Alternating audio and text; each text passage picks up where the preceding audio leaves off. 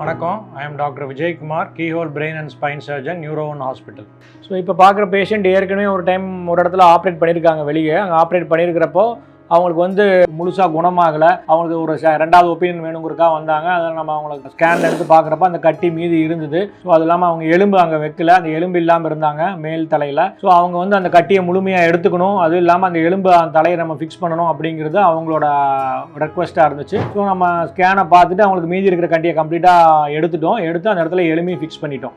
So இது வந்து அவங்களுக்கு இருந்த கட்டி வந்து மெனிஞ்சோமான்னு சொல்லுவோம். ஃபாக்ஸ் மெனிஞ்சோமாங்கிறது மூளையில் நடுவலத்தில் இருக்கிற ஒரு 2 மூளைக்கு செப்பரேட் பண்ணக்கூடிய ஒரு தோல், அது மெனிஞ்சோமான்னு சொல்கிற ஒரு தசையிலிருந்து அந்த தோலிருந்து வரக்கூடியது தான் மெனிஞ்சோமா. இது பெண்களுக்கு காமனாக வரும். அந்த கட்டியை முழுசாக அகற்றிட்டா நிறையா பேருக்கு பூரணமாக குணமாகிற மாதிரி தான். ஸோ இவங்களுக்கு வந்து கம்ப்ளீட்டாக அவங்க வந்து அந்த டியூமர் எடுத்ததுக்கப்புறம் போன் ஃப்ளாப்பை ஃபிக்ஸ் பண்ணி கொடுத்துட்டோம். ஸோ இந்த மாதிரி டியூமர்ஸ் எல்லாமே கம்ப்ளீட்டாக ரிமூவ் பண்ண முடியும், நார்மலான லைஃப் லீட் பண்ணலாம். இந்த மாதிரி டியூமர்ஸ் பினைன் டியூமர்ஸ்னு சொல்லுவோம்.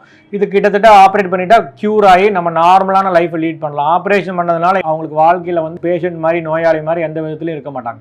என் பேர் மகேஸ்வரி, எங்கள் ஊர் சிவகங்கை மாவட்டம். 50 வயசு. எனக்கு காது வந்து இறஞ்சிக்கிட்டே இருந்தது சார். காது டாக்டர்கிட்ட அவங்க சொன்னாங்க காதில் ஒன்றும் இல்லை, நல்லா தான் இருக்குது அப்படின்னாங்க. சரின்ட்டு அவங்க சொன்னாங்க நான் ஒரு இடத்துல எழுதி கொடுக்குறேன். உறையூரில் எழுதி கொடுத்தாங்க. அங்கே போய் பார்த்தேன், அவங்களும் எல்லாமே நல்லா தான் இருக்குது, உங்களுக்கு ஒன்றும் இல்லை அப்படின்ட்டாங்க. சரின்ட்டு அங்கேயும் போய் எனக்கு காது இறைச்சல் நிற்கவே இல்லை. காது இறஞ்ச உடனே இந்த காடு கையெல்லாம் பின்ன ஆரம்பிச்சிருச்சு. தலை சுத்தல், வாமிட்டு, அப்படியே காலெல்லாம் பின்னுது, நடக்க முடியாமல் ஆக்கி விட்டு. சரின்ட்டு அப்புறம் பெரிய ஆஸ்பத்திரி போய் அவங்க ஒரு டாக்டர் அம்மாவை பார்த்தேன். அவங்க சொன்னாங்க இந்த மாதிரி உங்களுக்கு வந்து காது வெளியிலலாம் ஒன்றும் இல்லை, உள்ளே எதுவும் பிரச்சனை என்னன்னு தெரியல, நீங்கள் போய் டாக்டருக்கு எழுதி தரேன், நீங்கள் அங்கே போய் பாருங்கன்னு சொன்னாங்க. அங்கே போய் பார்க்கையில் அவர் சொன்னார் சிடி ஸ்கேனுக்கு எழுதி தரேன், நீங்கள் போய் பாருங்கன்னு சொன்னார். ஸ்கேன் பண்ணுறவர் சொன்னார் உங்களுக்கு தலையில் பிரச்சனை இருக்குது, நீங்கள் போய் நாங்கள் அந்த டாக்டரை போய் நீங்கள் எடுத்து போய் பாருங்கன்னு சொன்னார். அவர் சொன்னார் நீங்கள் கட்டியிருக்கா, நான் என்ன கட்டினு நீங்கள் சொல்ல முடியாது, நாங்கள் ஆப்ரேஷன் பண்ணணும் அப்படின்னு சொல்லிட்டாரு. சரின்ட்டு உடனே அட்மிஷனை போட்டால் பெரிய ஆஸ்பத்திரியில் இருக்கான். 1.5 மாதம் இருக்கான்.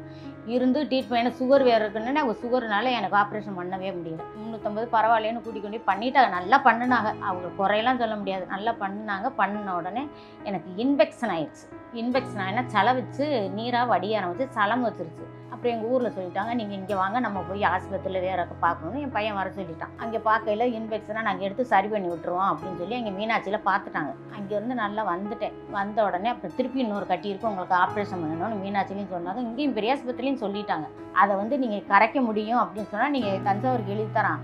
அங்கே பெரிய ஆஸ்பத்திரியில் அங்கே தான் இந்த கட்டி கரைக்கிறதுக்காக இருக்காங்கன்னா நாங்கள் தஞ்சாவூருக்கும் போனோம். இதை கரைக்க முடியாது, இதை கரைச்சா கண்ணு போய் நாங்கள் கரண்டு வைப்போம், ஆனால் கண்ணெல்லாம் போயிடும், இங்கே பல்லெல்லாம் கொட்டி போயிடும், திருப்பி ஒரு ஆப்ரேஷனாக நீங்கள் பண்ணிடுங்க, அது ரொம்ப நல்லது, நீங்கள் பண்ணிடுங்கன்னு சொன்னார். அப்புறம் நாங்கள் சொன்னோம் திருப்பி நம்ம பெரிய ஆஸ்பத்திரி விட்டால் நாங்கள் பண்ணுவோம் அப்படின்னு சொன்னாங்க. எனக்கு சுகர் இருக்கனால நான் இங்கே திருப்பி போய் நம்ம பார்க்க வைக்க ஆள் இல்லையே அப்படின்ட்டு சரி நீரோவில் வந்து இவங்க பார்த்தா இவர் சொன்னார் நாங்கள் பண்ணிடுவோம்மா, நீங்கள் பண்ணுங்க அப்படின்னு சொல்லிட்டார் சார்.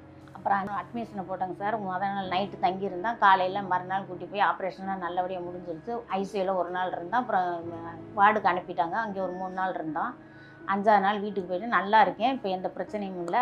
விஜயகுமார் சார் நல்லா பார்த்தாரு. சாப்பாடு என்ன வேணாலும் சாப்பிடுங்கன்னு சொல்லிட்டார். வீட்டில் நல்லா வேலை பாருங்கம்மா, உங்களுக்கு நல்லா இருக்குது, கொஞ்சம் வாக்கிங் மாதிரி நடங்க அப்படின்னு சொன்னார். இப்போ கேட்டார் வேலையெல்லாம் பார்க்குறீங்களாம்மா அப்படின்னு. நல்லா பார்க்குறீங்க சார் அப்படின்னு. ஸ்கேன் மட்டும் பாருங்கம்மா நல்லா இருக்கீங்கன்னு சொல்லி அனுப்பிட்டார். விஜயகுமார் சாருக்கு வணக்கம், நல்லா பார்த்தாரு.